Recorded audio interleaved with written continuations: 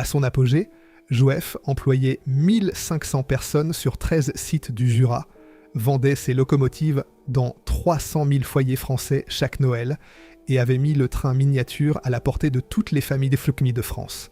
Le rêve ferroviaire entier sur une table de salle à manger. Puis, propriétaire après propriétaire, décision après décision, tout a été démonté. Un financier franco-britannique qui n'avait jamais vu un moule. Une faillite 48 heures avant l'élection de Mitterrand. Un groupe italien qui a promis 90 emplois et n'en a tenu aucun. Une centralisation à Brescia qui a tué Champagnole, puis s'est tuée elle-même. Et un matin de juillet 2001, les machines se sont arrêtées. Les moules ont été emballés dans des caisses et expédiés vers le sud. Aujourd'hui, le bâtiment porte encore le nom, le Jouef, mais il abrite la médecine du travail et le service des impôts d'un foncier. C'est l'histoire d'un homme qui voulait vendre les trains jouets les moins chers du monde, des mains jurassiennes qui les ont fabriqués pendant un demi-siècle, et de la façon dont tout cela a fini sur ces boîtes chinoises.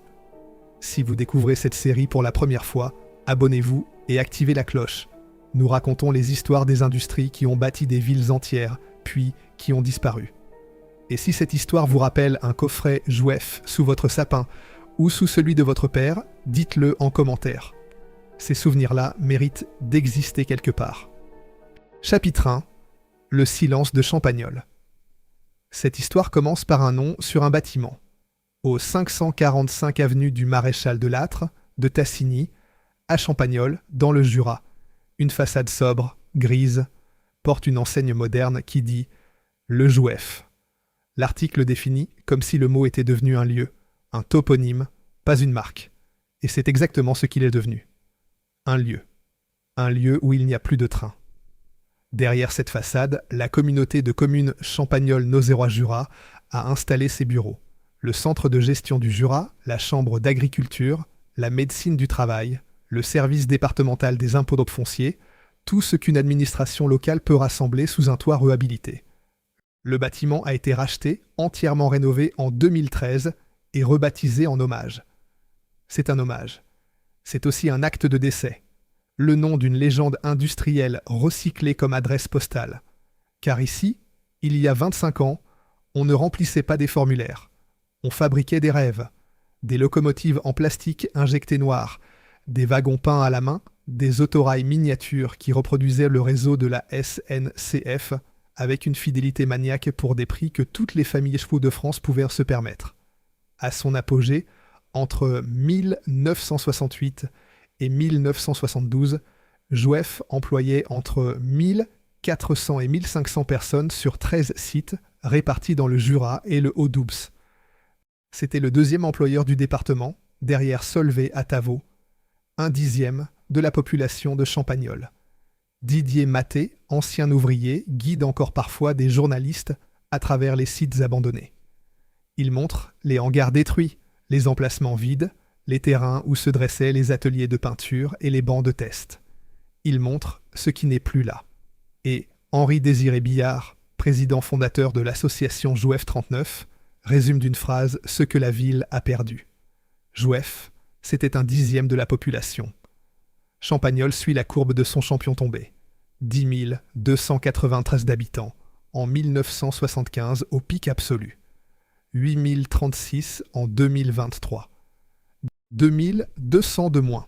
21% d'une ville qui rétrécit avec la mémoire de ce qui l'avait fait grandir. Alors comment est-ce arrivé ? Comment un fleuron industriel français, né d'un brevet déposé sous l'occupation par un homme qui voulait vendre les trains jouets les moins chers du monde, a-t-il pu être démantelé en un quart de siècle par une succession de propriétaires qui n'avaient peut-être jamais mis les pieds dans le Jura ? C'est l'histoire qu'il faut raconter. Et elle commence par un homme. Chapitre 2. Georges Huard, le marchand de rêves. Georges Huard naît en 1906. Les sources divergent sur son lieu de naissance. Les uns le disent parisien, les autres soulignent ses racines franc-comtoises. La réconciliation la plus probable est celle d'un domicile parisien avec des origines familiales en Franche-Comté. Configuration classique d'une génération rurale montée à Paris au tournant du siècle. Huard n'est ni bourgeois ni ouvrier au sens strict. C'est un commerçant, un négociant en bimbeloterie, ce mot daté qui désignait les petits objets de bazar, trinquets, ustensiles ménagers en plastique et en métal, articles de cuisine bon marché. Il n'a pas fréquenté les grandes écoles. Il s'est formé sur le terrain dans le réseau rural des sous-traitants du Jura. En 1931, à 25 ans, Huard signe un contrat d'agent commercial avec Bernard Lijon, fabricant d'articles de boissellerie à Champagnole, tourneur sur bois, ancêtre direct de l'actuel Jeu Jura. Pendant 27 ans, jusqu'en 1958, Huard sillonne la France en vendant les objets du Jura. Cette période, invisible dans les livres, est décisive. Elle lui donne le réseau des sous-traitants, la connaissance intime du travail à domicile des femmes jurassiennes, la maîtrise du bois tourné et des articles ménagers, et la géographie industrielle d'un département qui deviendra son fief. Sans ses 27 ans de route, il n'y aurait pas de Jouef. Huard a fait ses classes en arpentant la France profonde avec un échantillonnier.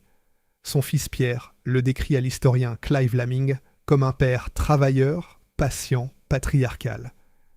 Mais l'ingénieur Paul Trouvé, qui inventera plus tard le Jouef-matique, livre le portrait le plus frappant. Un homme qui en imposait presque despote, très soucieux des bilans de production. Si les gens ne l'affrontaient pas, il les abaissait. Mais il pouvait aussi être très humain et vous aider dans vos soucis personnels. Un patron paternaliste à l'ancienne, mi-seigneur, mi-contremaître. Lamming rapporte un détail qui dit tout sur le personnage. La porte du bureau de Huard à Paris était équipée d'un feu bicolore, rouge et vert, couplé à un buzzer. Chaque visiteur savait, avant même de frapper, s'il était autorisé à entrer. Un dispositif industriel appliqué à la gestion du personnel. On ne plaisantait pas avec les codes chez Huard. Puis vient le geste fondateur. En janvier 1944, en pleine occupation, alors que Paris vit sous couvre-feu et que les matières premières sont rationnées jusqu'à l'absurde, Georges Huard, domicilié au 72 rue des Archives dans le 3e arrondissement, dépose le brevet numéro 9 188 894 pour un rail de train miniature. Le brevet ne sera accepté qu'en 1953, 9 ans d'attente administrative. Mais la date de dépôt est la seule qui compte. Elle prouve que le projet ferroviaire germe dès la guerre, bien avant la libération, bien avant les 30 Glorieuses, bien avant le plastique de masse. Pendant que l'Europe brûle, un commerçant en bimbeloterie installé dans le Marais imagine des rails miniatures. C'est un acte de foi dans un avenir qui, en janvier 1944, n'avait rien d'évident. La société naît officiellement cette même année sous le nom Le Jouet Français, marque déposée JF. Mais il faut attendre 1945 pour que les matières premières redeviennent accessibles et que la production démarre vraiment. Celluloïd d'abord, matière inflammable, fragile mais abondante.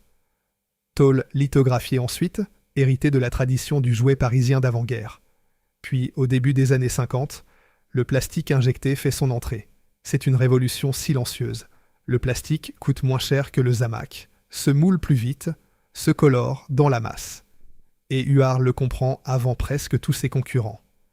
Pendant 5 ans, pourtant, Jouef ne fabrique pas de train. L'entreprise produit un bric-à-brac typique de l'immédiat après-guerre, destiné aux marchands forains, aux bazars, aux quincailleries, une panarde à ronde simplifiée à friction, une Delahaye de petits bateaux en tôle, des avions dont une futuriste aile volante qui ne ressemble à rien de connu, des têtes de poupées, un flipper mécanique, des boxing boys à remontoir qui se donnent des coups de poing sur un ring en carton, des figurines en celluloïd, des circuits de course baptisés la Panaméricaine et la Panabifure, et même une grande voiture de course électrique en aluminium. Produit naïf, coloré, fragile, vendu quelques francs dans des emballages qui sentaient l'encre fraîche. Mais chacun de ces objets enseigne à Huard le même métier, produire vite, produire pas cher, produire en masse, et vendre à des gens qui n'ont pas beaucoup d'argent mais qui veulent offrir quelque chose à leurs enfants.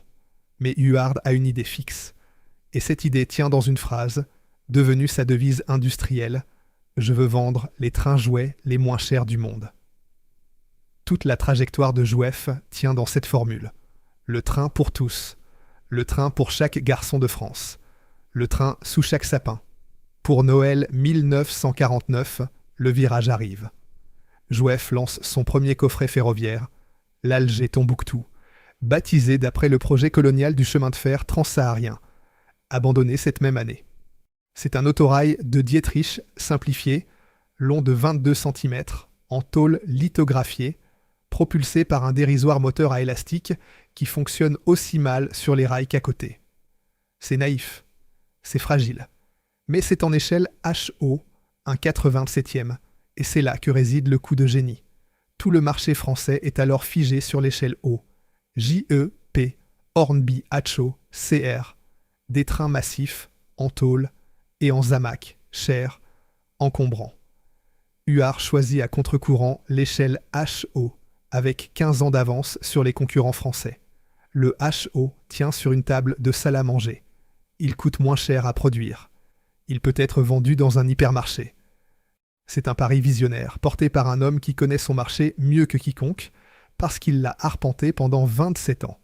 En 1952, le coffret Paris-Rome arrive avec la locomotive à vapeur à remontoir diabolique en plastique injecté noir. En 1954, le mythique coffret Baby Traffic avec la locomotive 040T, référence 708, vendu à plus de 2 millions d'exemplaires et maintenu au catalogue jusqu'en 1993. 2 millions d'exemplaires. Presque une par foyer français. La SARL, le jouet français, est formellement constituée en 1953. C'est vers cette date que le sigle JF devient, par contraction évidente, Jouef, un mot inventé. Un mot qui va devenir, pour des millions de Français, synonyme de train miniature. Chapitre 3. La montée de Champagnole. Contrairement à la légende, Jouef n'est pas né à Champagnole. Le siège parisien de la rue des Archives demeure actif jusque dans les années 80. Mais c'est à partir de 1950 que Huard essaime dans le Jura, en s'appuyant sur ce réseau d'agents commerciaux qu'il a tissé pendant 27 ans.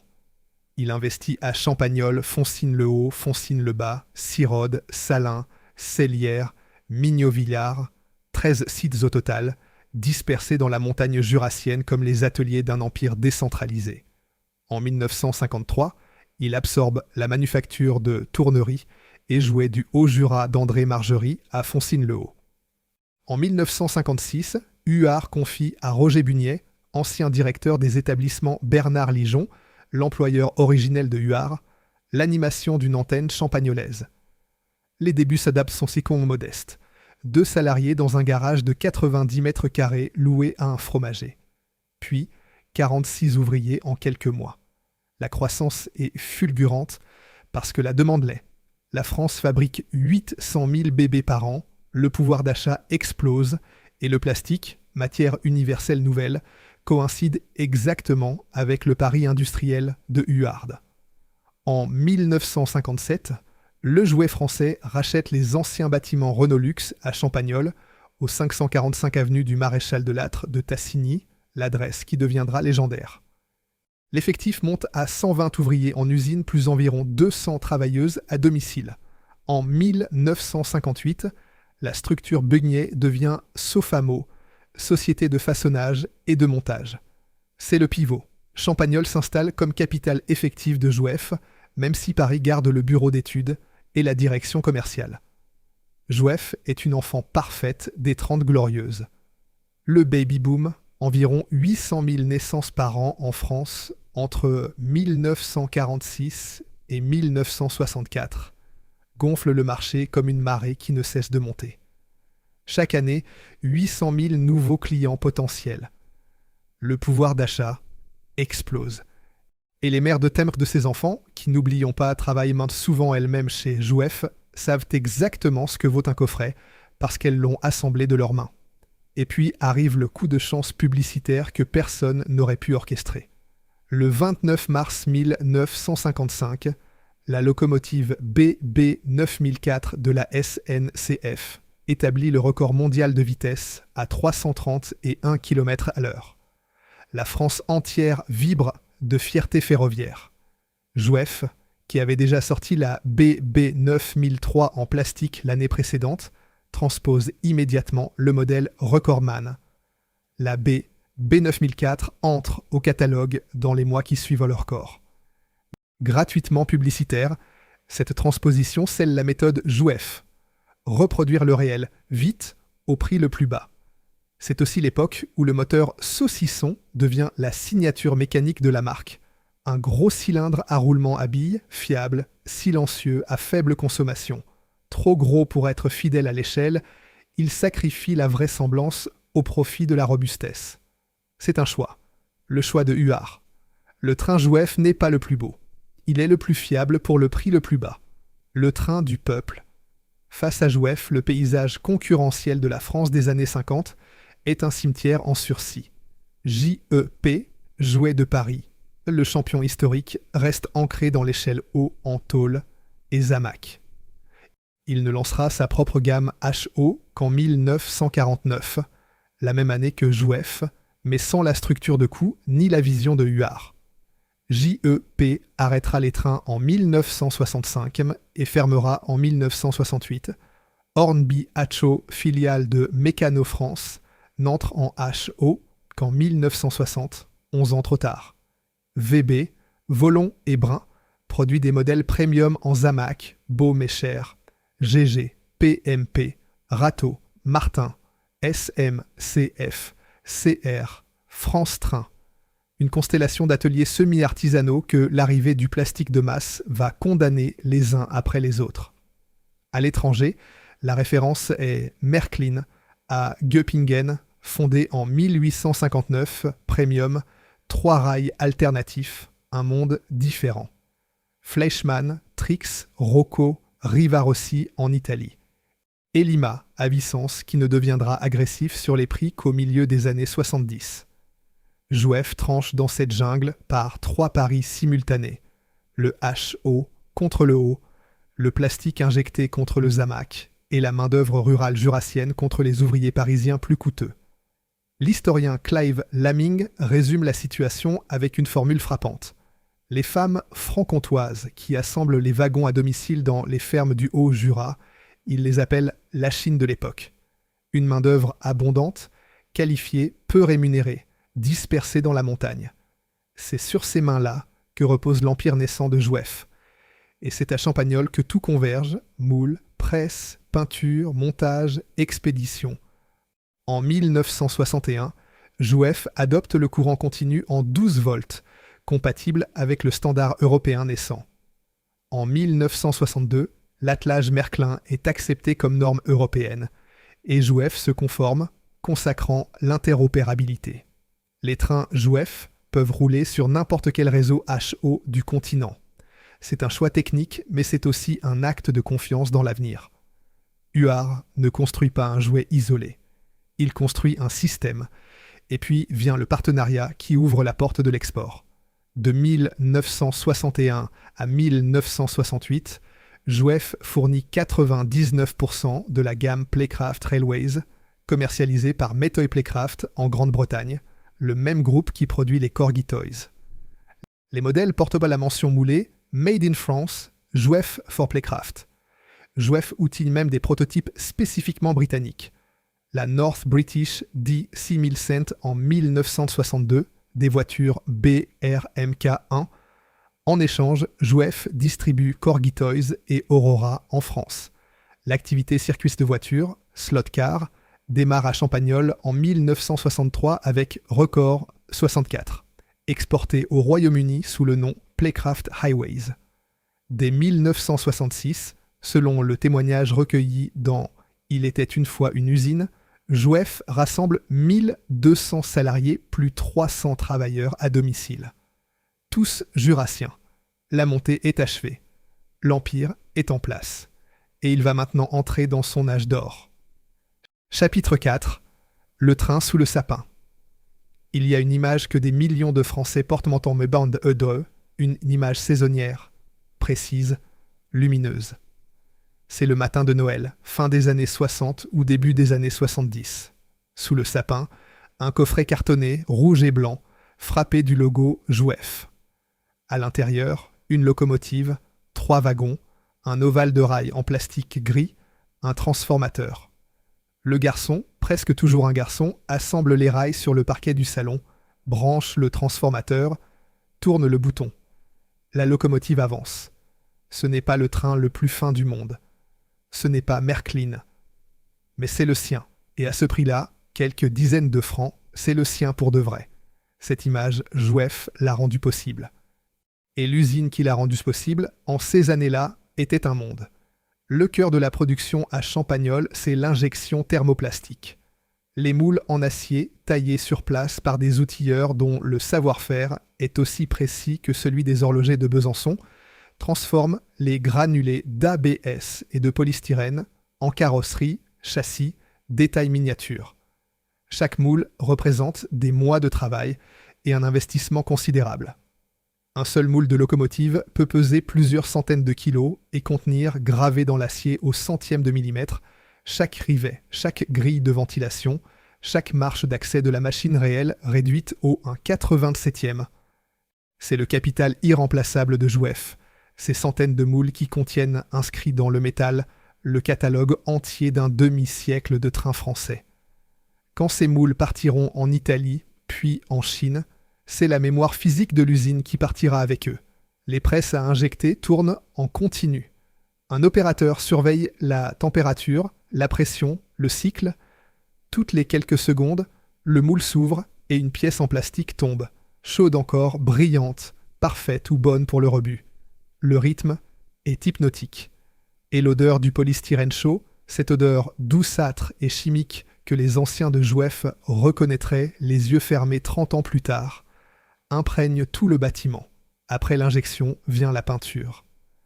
À la main, d'abord, pour les détails fins, puis la tampographie, technique de transfert d'encre qui permet d'imprimer les immatriculations, les logos SNCF, les numéros de série, les détails des livrets sur des surfaces codulissebas courbes.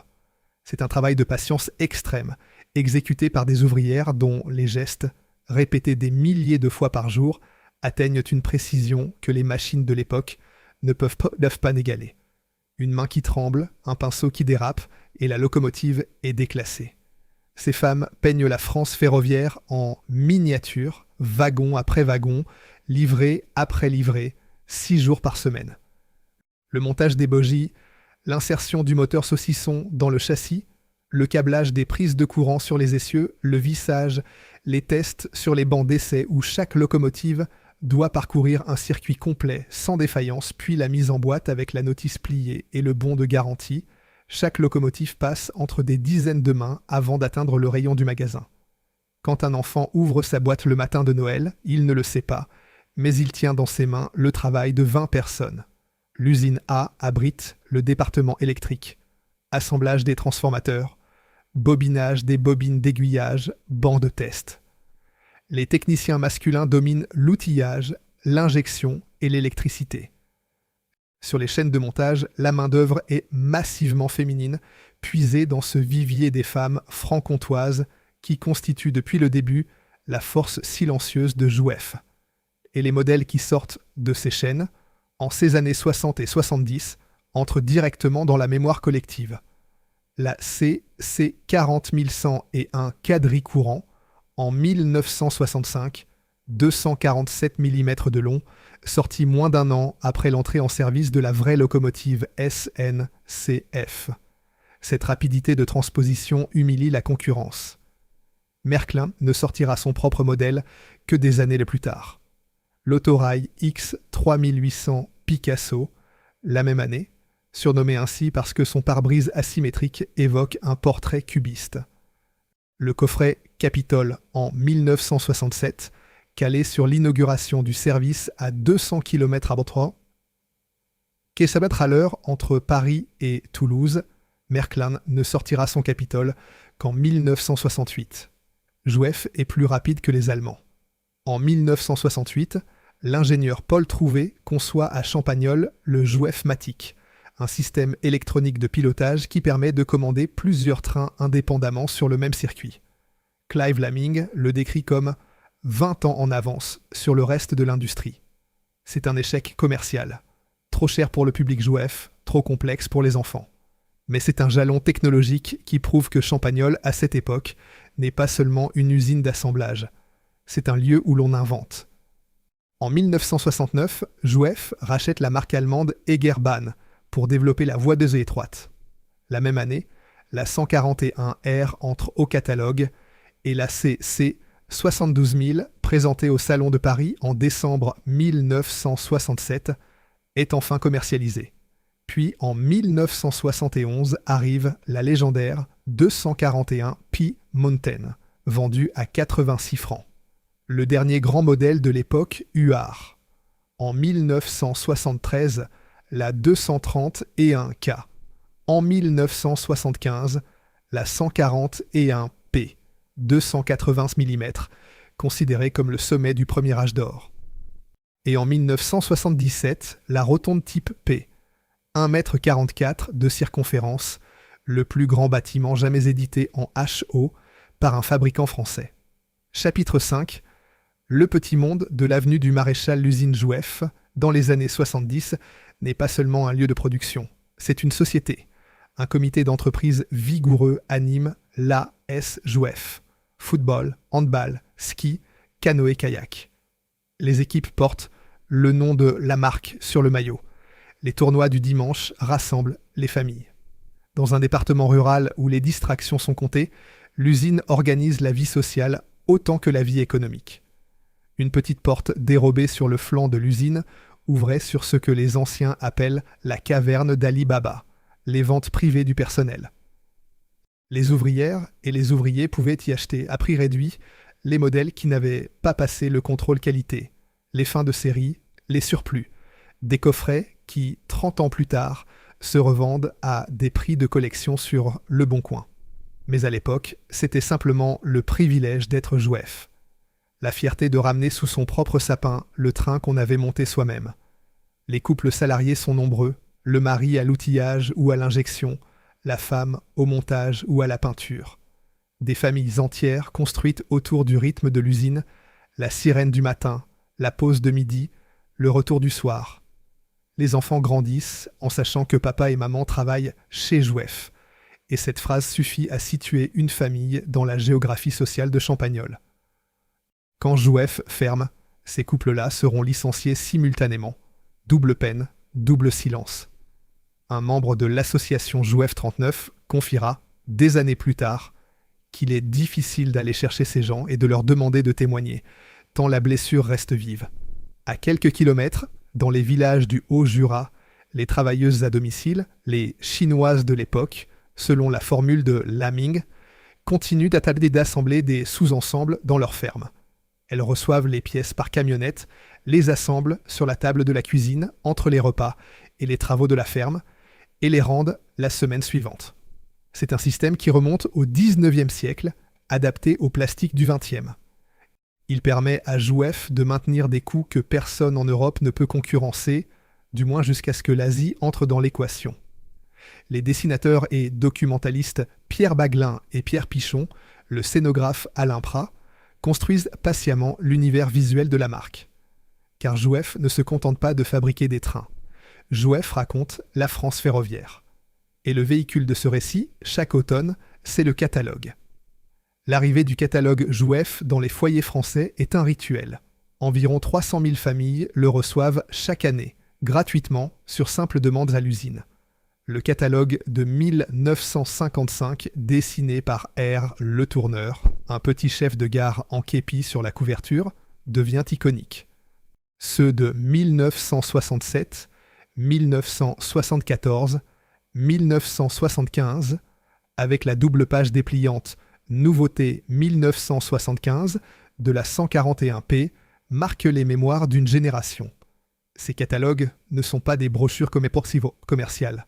Ce sont des manuels de modélisme, des atlas du réseau SNCF à l'échelle 1/87e, des livres de rêve pour des enfants qui, en les feuilletant le soir avant de s'endormir, apprennent sans le savoir la géographie des lignes françaises, le nom des locomotives, la différence entre une BB et une CC, entre un autorail et un express.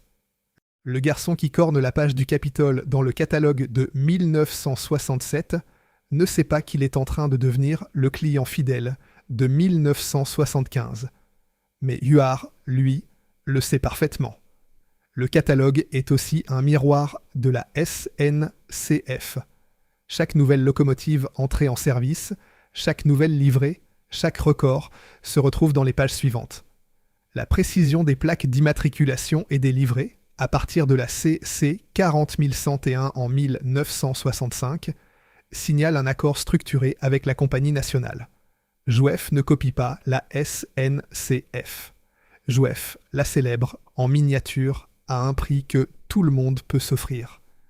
Christian, prénom seul cité, chef d'atelier pendant 28 ans, livre à Aiguillage le témoignage le plus complet sur ce que l'usine représentait pour ceux qui y travaillaient. J'ai travaillé à Jouef avec 4 patrons différents, 4 sociétés différentes. On a connu les grands moments. On avait une AS Jouef avec le foot, le hand, le ski, le canoë. Puis on est devenu la 2e entreprise derrière Solvay quand on a atteint 1200 salariés. Et puis sont venus les conflits. 4 patrons, 4 sociétés. L'homme est resté. L'usine a changé de main autour de lui, comme un décor qu'on démonte et remonte pendant que l'acteur continue de jouer son rôle. Le chiffre d'affaires en 1973 atteint environ 90 millions de francs nouveaux. L'effectif au sommet, la fourchette varie selon les témoignages, se situe entre 1400 et 1500 salariés. Le contremaître Christian dans le reportage d'Aiguillage parle de 1200. Clive Laming évoque plus de 1400 après le lancement de la CC 40100. Paul Trouvé, cité par l'association Jouef 39, mentionne plus de 1500 personnes. La vérité est dès quelque part dans cette fourchette. Ce qui ne varie pas, c'est ce que cela représente. 1500 personnes dans une ville de 10 000 habitants. Un emploi sur 6 ou 7. Des familles entières, pères, mères, oncles, cousines, traversant le même portail chaque matin. Et c'est précisément cette densité humaine, cette intrication entre l'usine et la ville qui rend ce qui va suivre si dévastateur. Parce que quand Jouef tombe, ce n'est pas une entreprise qui ferme. C'est une ville qui se vide. Chapitre 6. Le sommet d'avant la chute. Le pic est atteint. Il faut le dater. Quelque part entre 1968 et 1972, Jouef occupe le sommet de sa trajectoire. 1400 à 1500 salariés, 13 sites industriels, 90 millions de francs de chiffre d'affaires. Le catalogue le plus large du marché français en HO. Une gamme d'export qui porte la mention Made in France, Jouef for Playcraft, jusque dans les foyers britanniques. Le moteur saucisson dans des millions de locomotives. Le Jouef-Matic, 20 ans en avance. Le rachat d'Egerban. La 141P à 86 francs, le train pour tous, la devise de Huard incarnée dans le plastique. La SNCF, triomphante, électrification du Sud-Est, Mistral, Capitole, offre une publicité gratuite continue. Chaque record, chaque nouvelle livrée, chaque inauguration de ligne, c'est un nouveau modèle au catalogue Jouef. La France construit son réseau, Jouef le miniaturise. La boucle est parfaite. Mais derrière ce sommet, Georges Huard vieillit. Il a 66 ans en 1972. Il a bâti son empire seul, en patriarche, avec le feu rouge et vert sur sa porte de bureau. Et il va prendre une décision dont les conséquences mettront 30 ans à se déployer pleinement. Au début de 1972, à l'apogée commercial, Huard vend Jouef à Sofinex, filiale du Crédit Lyonnais. Il obtient contractuellement l'engagement qu'aucun salarié ne sera licencié. Promesse tenue. Pendant un temps, en 1974, Sofinex regroupe Jouef avec Heller, maquette plastique, fondée en 1957 par Léo Jaël à Treun, en Normandie, et Solido, voiture miniature au 1/43e, sous la holding ressuscitée Le Jouet Français. Jaël en devient le premier président. Puis, entre 1976 et 1979, la holding passe sous le contrôle de General Occidental, le tentaculaire véhicule financier du milliardaire franco-britannique Sir James Goldsmith, né en 1933, mort en 1997. L'homme d'affaires opère depuis Londres et Paris. Sa directrice financière, Gilberte Beau, supervise un portefeuille qui va de la presse au commerce de détail. Jouef y figure comme une ligne parmi d'autres dans un bilan consolidé. Pour la première fois, la logique financière remplace la logique industrielle. Le train miniature n'est plus un métier, c'est un actif dans un portefeuille. Un actif dont la rentabilité est mesurée non pas en locomotive sortie de chaîne, mais en retour sur investissement trimestriel. Thomas Sébastien succède à Jaël à la tête du groupe, et c'est sous sa direction qu'est prise la première décision véritablement catastrophique de l'ère post-Huard. En 1979, Jouef ouvre une usine à Limerick, en Irlande, sous le nom Hobby Development Ireland, HDI. L'objectif est de produire des modèles d'entrée de gamme destinés à la Grande-Bretagne, l'Allemagne et la Scandinavie. Sur le papier, c'est une stratégie d'expansion. Dans la réalité, c'est un gouffre. L'usine irlandaise ne maîtrise pas les processus, la qualité est insuffisante, la logistique est un cauchemar. HDI sera fermé en 1981, 2 ans d'existence pour un fiasco complet. Et ce fiasco coïncide avec l'effondrement du groupe mère. Huard, en retraite, regarde l'édifice fissuré. Son fils Pierre rapportera qu'il était très affecté. L'homme au feu bicolore, l'homme qui voulait vendre les trains les moins chers du monde, assiste en silence à la transformation de son œuvre en ligne comptable. Il mourra en 1995 à 89 ans sans avoir vu la fin, mais en ayant deviné, peut-être, ce qu'elle serait. Car Huard connaissait le jouet, il connaissait le Jura, il connaissait le prix de chaque moule et le nom de chaque ouvrière. Les gens qui dirigeaient désormais son entreprise ne connaissaient rien de tout cela. Ils connaissaient les bilans, car le sommet est déjà derrière. Et ce qui vient maintenant, c'est la descente. D'abord lente, puis de plus en plus rapide, jusqu'à ce qu'il ne reste plus rien à Champagnole que le nom sur un bâtiment administratif, et le silence là où il y avait les machines. Chapitre 7, le 8 mai et les années de survie, fait 1979. Le jouet français, malgré un chiffre d'affaires d'environ 200 millions de francs, est au bord du gouffre. L'usine irlandaise HDI saigne de l'argent. Les stocks s'accumulent. La Banque d'Occident pour l'Industrie et le Commerce, la BOIC, Banque de Goldsmith, se substitue au Crédit Lyonnais pour tenter de colmater les brèches. Thomas Sébastien est envoyé restructurer. 600 des 1700 salariés sont licenciés. Le catalogue est élagué. Les ambitions internationales sont rangées dans un tiroir. Rien n'y fait. Le groupe est placé en liquidation en 1980, et puis arrive une date qui ressemble à une mauvaise plaisanterie de l'histoire. Le 8 mai 1981, 48 heures avant la victoire présidentielle de François Mitterrand, le jouet français dépose le bilan. Pendant que la France s'apprête à élire un président qui promet la nationalisation, la relance industrielle et le changement, le plus grand groupe français du jouet s'effondre. L'ironie est si épaisse qu'on pourrait la découper au couteau. Le pays vote l'espoir. Le jouet français meurt.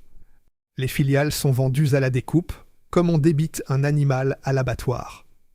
Majorette emporte Solido, les voitures tasse miniature au 1,43e, fondé par Ferdinand de Vazeille à Oulin. L'américain Borden récupère Heller, les maquettes plastiques de Trun en Normandie. Vuillierme prend de Lacoste. Et Jouef, le fleuron, le cœur, le train sous le sapin, reste orphelin. Personne n'en veut. La marque qui avait mis le train miniature dans 300 000 foyers français est trop petite pour intéresser les grands groupes et trop fragile pour survivre seule. Ce qu'il faut mesurer ici, c'est la vitesse de la destruction. 9 ans. Il a fallu 9 ans entre la vente par Huard en 1972 et le dépôt de bilan de 1981 pour que l'édifice s'écroule.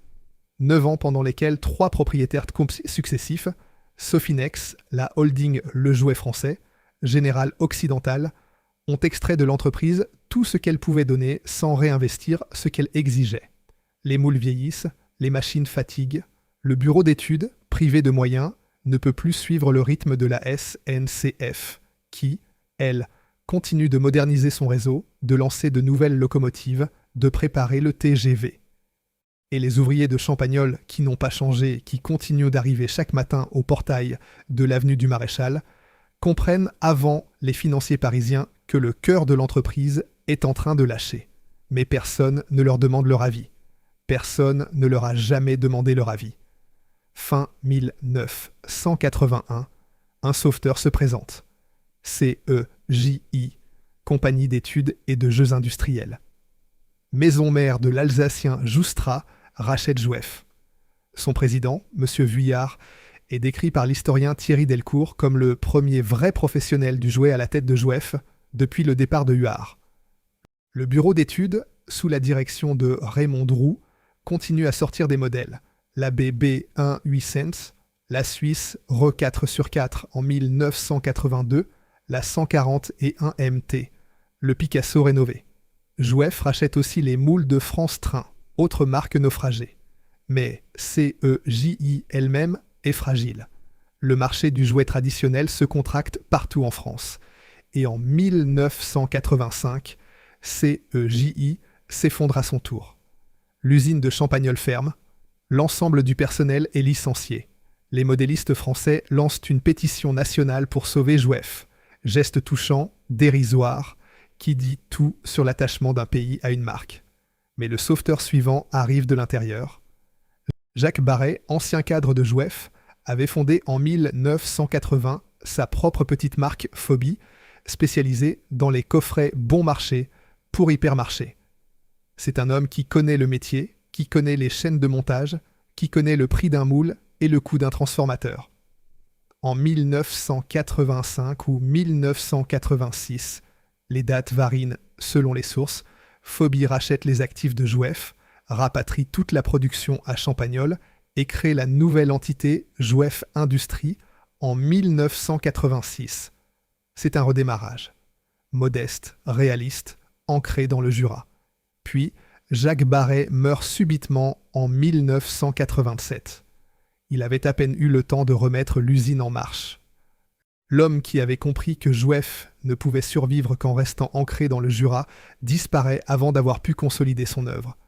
Son successeur s'appelle Jean-Pierre Coron, et Coron va devenir, pour 10 ans, le visage d'un redressement qui ressemblera tantôt à un miracle, tantôt à un sursis, et qui finira par être les deux à la fois. Coron est un battant.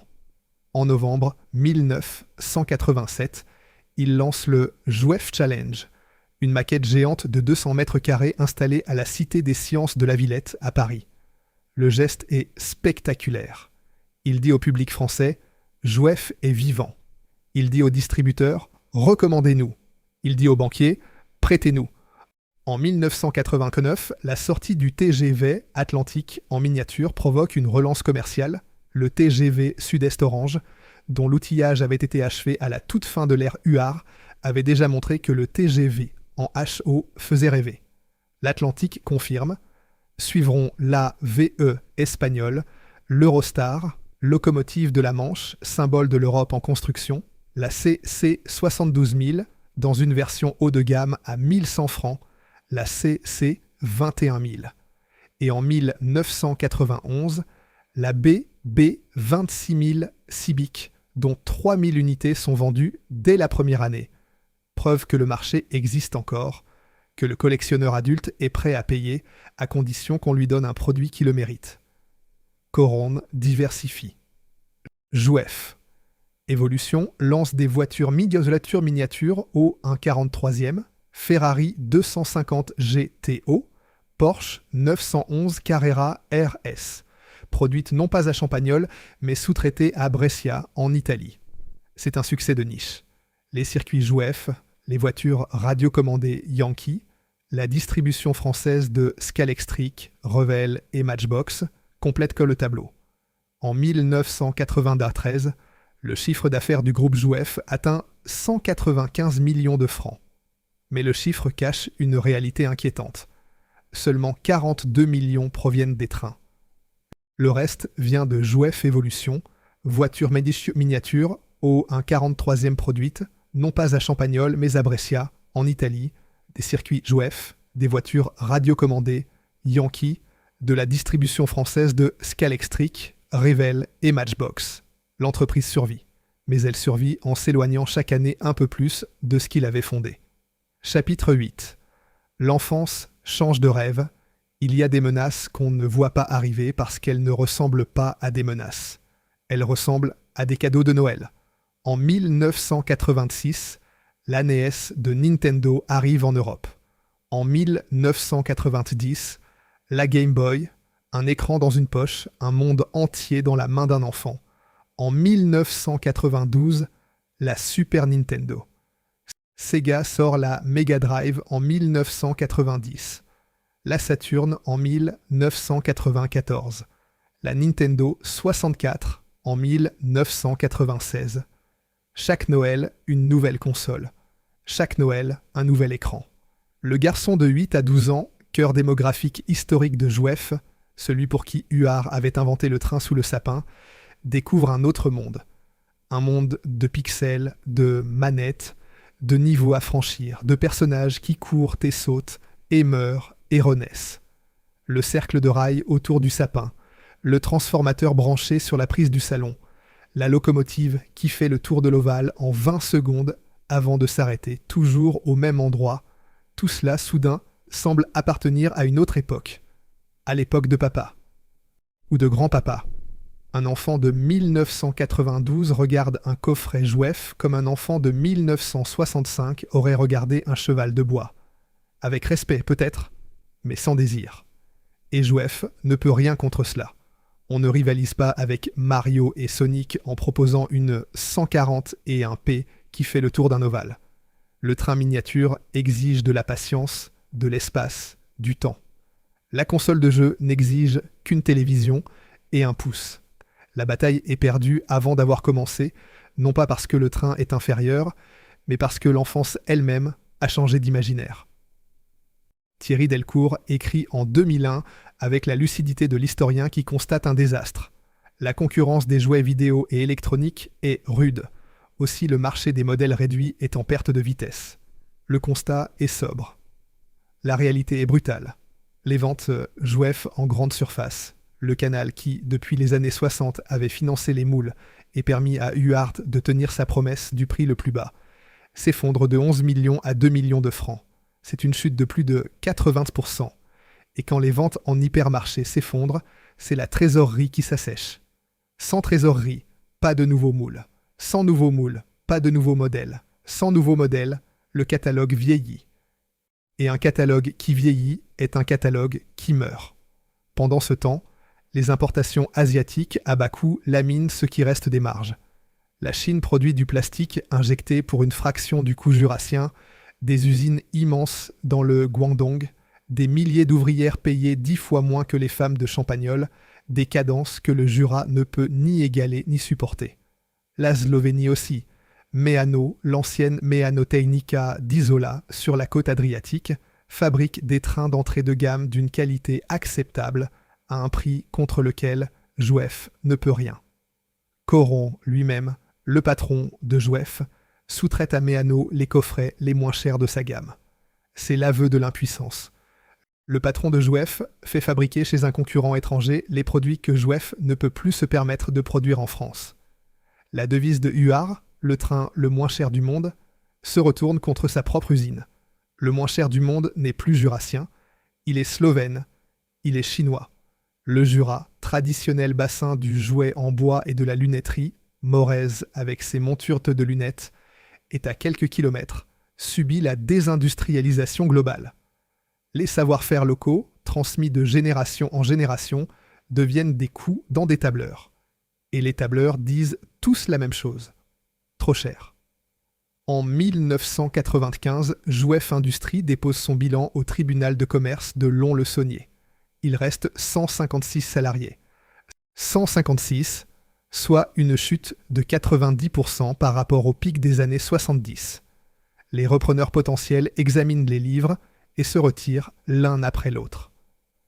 Meano Technica n'a pas le financement. Hornby plc, en Angleterre, voudrait déjà, mais ne trouve pas les fonds. UP International Group se désiste. Et Mattel, le géant américain, dont le directeur général France, Robert Gerson, qualifie Jouef de beaucoup trop français pour la stratégie globale du groupe. Beaucoup trop français. La phrase est un diagnostic autant qu'un verdict. Jouef est trop français pour être sauvé par des Américains. Trop français pour que la mondialisation s'y intéresse. Trop français et pas assez rentable. Chapitre 9. Les patrons de Com et de Brescia. En novembre 1995, le sauveur vient d'Italie. Le groupe Rivarossi, basé à Com, la ville du lac, la ville des soieries, pas exactement une capitale du jouet, dirigé par Paolo Prandi, rachète Jouef Industries. Rivarossi est alors en pleine consolidation des grandes marques continentales du train miniature. Lima, racheté à Vicence en 1992.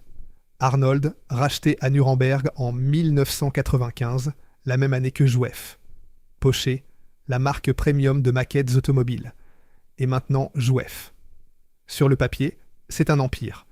Sur le papier, la stratégie a du sens. Regrouper les marques, mutualiser la R&D, rationaliser la production, peser face à Märklin et Rocco. Sur le papier, tout est rationnel. Mais les empires patacitaires bâtis sur le papier ont la fragilité du papier. La réalité à Champagnole est différente. Sur les 156 salariés, 60 sont conservés. 60 sur 100, 56, moins de 40%. Rivarossi promet d'en recruter 30 de plus d'ici janvier 1998. La promesse ne sera pas tenue. Pas un seul recrutement. Le prix payé pour Jouef n'a jamais été rendu public. Signe en soi que le montant ne résisterait pas à l'examen. Dario Cavalieri est nommé directeur du site de Champagnole, un Italien à la tête d'une usine jurassienne. Jean-Pierre Coron, l'homme du redressement, l'homme du TGF Atlantique et du Jouef Challenge, conserve d'abord la direction commerciale. Puis il est remplacé par Yvon Le Bastard, ancien importateur parisien de Rivarossi. L'homme de Champagnole est écarté au profit de l'homme de Com. Le catalogue, près de 500 références, certaines dessinées 25 ans plus tôt par les équipes sourdes de Huard, est sévèrement taillé. Et c'est ici que se joue la décision la plus destructrice, le positionnement commercial. Jouef est placé entre le haut de gamme Rivarossi et le bas de gamme Lima. Ni assez cher pour séduire le collectionneur exigeant, ni assez bon marché pour tenir dans les rayons des hypermarchés contre Méano et les importations chinoises. Un entre-deux mortel. Une marque qui avait été fondée sur un principe, le moins cher du monde, se retrouve coincée dans un no man's land tarifaire décidé à Com par des gens qui n'avaient jamais mis les pieds à Champagnole. Le sommet technique de cette ère est pourtant remarquable. La B36000 lancée en 2000 est une locomotive magnifique, la dernière grande Jouef entièrement conçue en France. Les ingénieurs de Champagnole prouvent une dernière fois qu'ils savent faire. Mais la B36000 est un chef-d'œuvre sorti d'une usine en sursis. Elle est la preuve que le savoir-faire existait encore. Et que ce n'est pas le savoir-faire qui a fait défaut. En 2000, le groupe Rivarossi est réorganisé. Toutes les marques, Rivarossi, Lima, Jouef, Arnold, Porsche, sont consolidées dans Lima SPA, dont le siège est à Brescia. La holding prend le nom ID Commerciali 2. Et la décision qui va tout sceller est prise dans un bureau de Brescia, par des dirigeants italiens qui voient sur leur tableur ce que les tableurs disent todardis toujours. Centraliser, rationaliser, fermer les sites redondants. Toute la production européenne sera regroupée à Isola Vicentina, dans la province de Vicence, entre Padoue et Vérone, ce qui implique la fermeture du site historique de Com, berceau de Rivarossi. La fermeture du site d'Arnold à Nuremberg, ville sacrée du train miniature allemand, et la fermeture de Champagnole. La logique est implacable. 3 usines coûtent plus cher qu'une seule. 3 équipes de techniciens, 3 loyers, 3 administrations. Pourquoi 3 quand une suffit? Le tableur ne ment pas. Mais le tableur ne dit pas non plus ce que coûte la perte du savoir-faire. Il ne dit pas ce que coûte le déracinement de moules conçus pour des mains spécifiques, dans des ateliers spécifiques, par des gens qui connaissent chaque cavité et chaque point d'injection. Il ne dit pas ce que coûte la mort d'une ville. Le 1er juin 2001, la direction de Lima SPA annonce la fermeture définitive du site de Champagnole et le transfert des outillages vers l'Italie. Le communiqué est laconique. Jouef est dans une situation financière et commerciale grave. L'entreprise perd plus d'1 million de francs par mois, environ 152 000 euros. Sur place, il reste environ 60 salariés. Les derniers héritiers de Huard à Champagnole. 60 personnes à qui on annonce, un jour de juin, dans le réfectoire de l'usine ou dans un bureau de la direction, les témoignages divergent sur le lieu exact, que leur usine va partir en Italie, que les moules de la 141P, de la CC 40 000 Cent, du TGF, les moules dans lesquels était gravé au centième de millimètre la mémoire de 50 ans de trains français, vont être emballés dans des caisses et chargés sur des camions. Direction le sud. Direction l'Italie.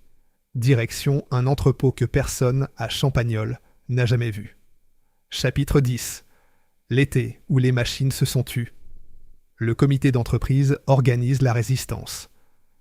Les délégués, M. Pouilladou, M. Capelli, se battent sur tous les fronts. Une lettre ouverte, préservée sur le site de l'Association des modélistes ferroviaires de Nice, appelle les clubs de modélisme français et européens à une exposition bourse de solidarité. Elle a lieu le dimanche 8 juillet 2001 à la salle des fêtes de Champagnole de 10h à 18h, entrée libre avec ouverture d'une caisse de soutien. Des photographies publiées par Clive Laming montrent la manifestation traversant la ville. Des ouvriers et des ouvrières en civil, marchant dans les rues de Champagnole, brandissant des pancartes. La presse locale couvre intensément Le Progrès, l'Est républicain, Voix du Jura, Hebdo 39. France, 3 Bourgogne-Franche-Comté diffuse plusieurs reportages. Le maire de Champagnole, Jean Charopin, UDF puis UMP, député du Jura en fonction depuis 1983, se mobilise. Clément Pernaut, alors adjoint au maire et jeune conseiller général élu en mars 2001, est aux côtés des salariés. La mobilisation atteint la préfecture du Jura à Lons-le-Saunier, le conseil général, le conseil régional de Franche-Comté. Rien ne fait fléchir Brescia. Des salariés sauvent en secret plusieurs maquettes de démonstration utilisées dans les salons, les soustrayant au transfert italien. Geste de résistance minuscule et déchirant. Ces maquettes, construites à la main par les techniciens de l'usine pour les expositions commerciales, sont les derniers objets fabriqués à Champagnole qui resteront à Champagnole. L'une d'entre elles sera longtemps conservée à la mairie avant d'être restaurée en 2015 par l'association Jouef 39. Le 13 juillet 2001, la production s'arrête. Il n'y a pas de cérémonie, pas de discours. Les presses injectées, qui tournèrent depuis plus de 40 ans, s'arrêtent. Le bourdonnement sourd et continu que les ouvriers avaient cessé d'entendre après la première semaine, ce bruit de fond qui était devenu le pouls même du bâtiment, se tait. 61 salariés sont officiellement licenciés en juillet. Le chiffre fluctue selon les sources entre 58 et 61, mais le chiffre exact importe peu. Ce qui importe, c'est que chacun de ces noms correspond à une personne qui, la veille encore, traversait le portail de l'avenue du Maréchal de Lattre de Tassigny, et qui, le lendemain, n'avait plus de portail à traverser. Les outillages, les moules des 141P, des CC 40 000 Cent, des TGV, les moules dans lesquels était gravée au centième de millimètre la mémoire de 50 ans de trains français, sont emballés dans des caisses de bois durant l'été, chargés sur des camions, expédiés vers l'Italie. Les anciens racontent le bruit des chariots élévateurs dans les halles vides, le grincement des caisses qu'on cloue, le silence qui s'installe à mesure que les machines disparaissent. À l'automne, les dernières machines sont à l'arrêt. Le comité d'entreprise cesse d'exister. L'usine est vide. Pas un train n'y sera plus jamais fabriqué. Le registre Sirène notera la fermeture définitive de l'entité au 1er janvier 2008, avec radiation du registre national des entreprises le 18 décembre 2007. Mais la vraie date de mort, c'est ce 13 juillet 2001, le jour où les machines se sont tues, le jour où le dernier camion est parti vers le sud, emportant dans ses caisses les moules qui contenaient les rêves de 3 générations de garçons français. En 2002, Jouef n'existe plus comme fabricant. La marque est réduite à une étiquette dans le catalogue Lima S.P.A., une ligne parmi d'autres, dans une brochure imprimée en Italie pour des modèles assemblés en Italie à partir de moules arrivés de France.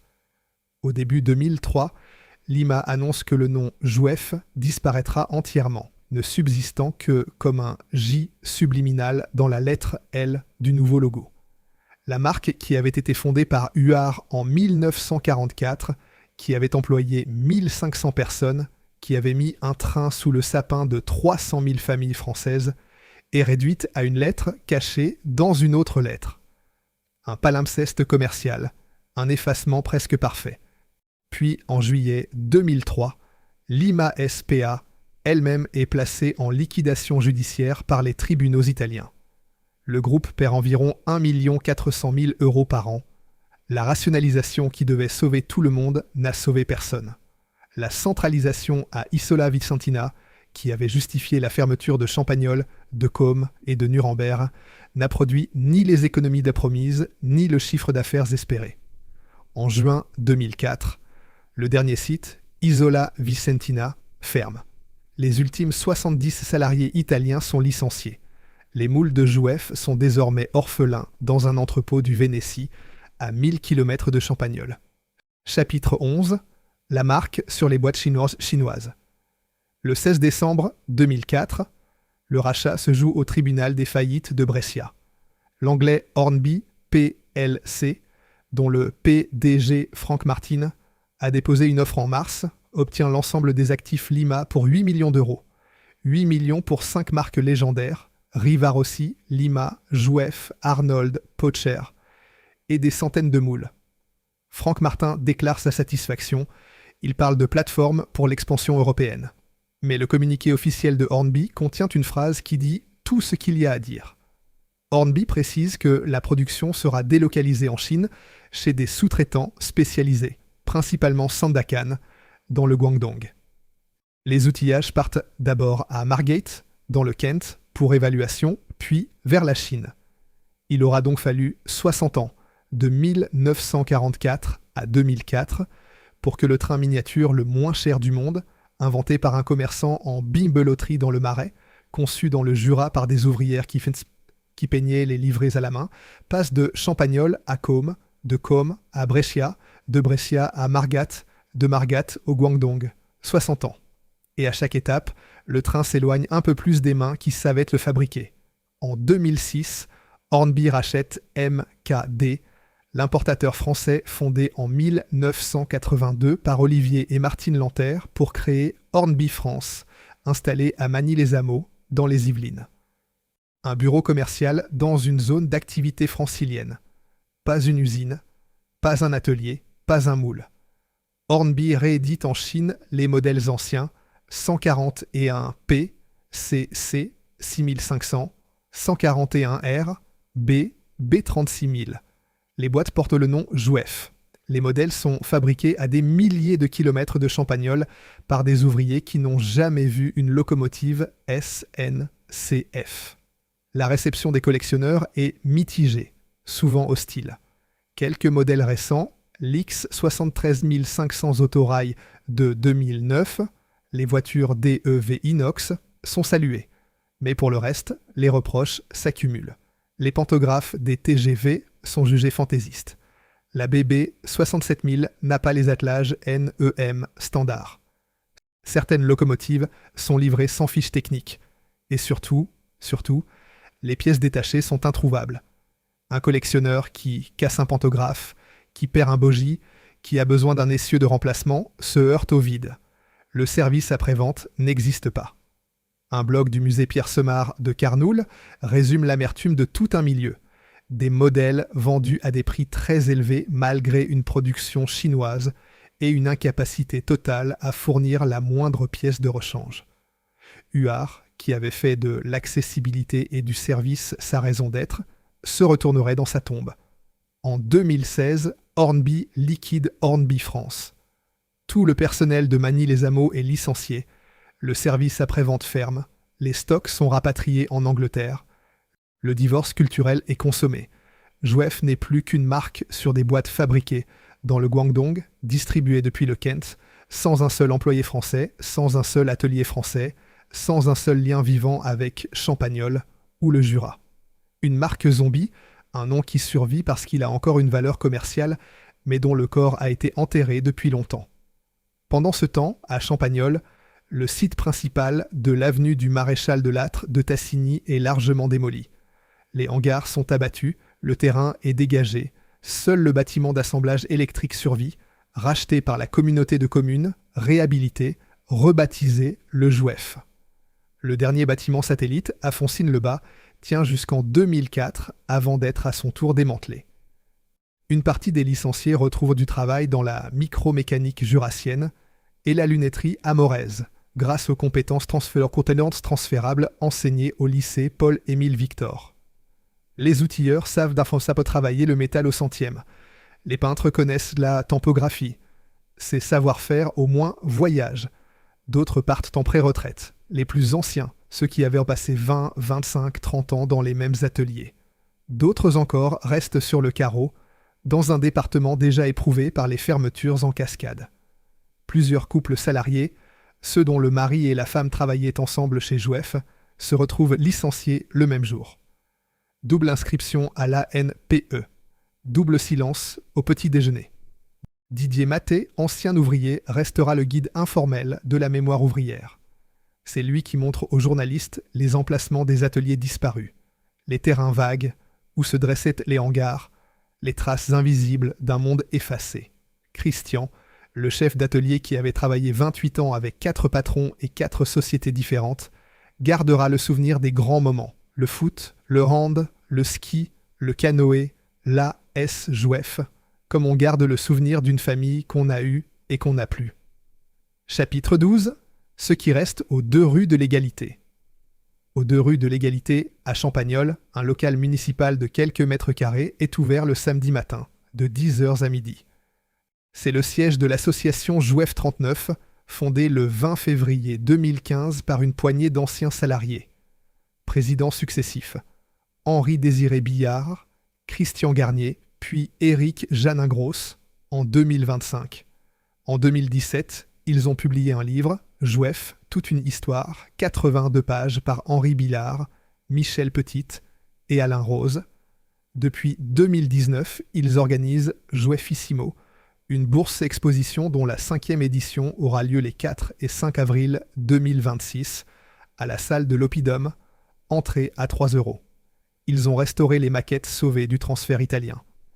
Ils ont construit un diorama géant de 13 mètres reproduisant la gare de Champagnole, la cimenterie du Mont-Rivel et les entrepôts Jouef, avec des détails imprimés en 3 dimensions au Fab Lab local, conçu par Jean-Marie Parode et Pierre-Yves Lahaye. C'est peu, c'est immense. C'est tout ce qui reste d'un empire qui employait 1500 personnes, des retraités qui ouvrent un local le samedi matin, qui restaurent des maquettes avec des pièces imprimées en 3 dimensions, qui publient un livre de 82 pages pour que quelqu'un, quelque part, se souvienne de ce que Champagnole a fait. L'exposition des 75 ans, les 27 et 28 décembre 2019 à l'Oppidum, a rassemblé les maquettes de salon d'Alain Prat, celle de Didier Maté, une maquette mécanique d'avant-guerre et une reproduction de la célèbre ligne des Hirondelles, cette ligne jurassienne qui traverse le paysage même où Jouef a vécu et disparu. À 30 km au sud, aux 5 rues du Murgin à Moirans-en-Montagne, le musée du jouet du Jura conserve 20 000 pièces. Jouef y figure parmi les collections phares. Mais aucun musée dédié à Jouef n'existe à Champagnole même. La mémoire tient dans un local municipal, dans les mains de retraités qui ont connu l'usine, et dans les boîtes de collectionneurs qui s'échangent sur le bon coin des 141 R charbon, entre 40 et 110 € selon l'état et la boîte, relique d'un monde englouti dont la valeur monte à mesure que la mémoire s'efface. Jouef n'est pas seul. L'hécatombe est générale. JEP, le champion historique, a fermé en 1968. Mécano France, installé à Calais depuis 1959, a fermé ses portes le 31 octobre 2023 après annonce par le propriétaire canadien Spin Master, 28 salariés licenciés, production transférée en Hongrie. Le délégué CFDT Johnny Marmin a dénoncé une délocalisation déguisée. Solido, racheté par Majorette en 1980, usine d'Oulin fermée en 2006, 89 licenciements.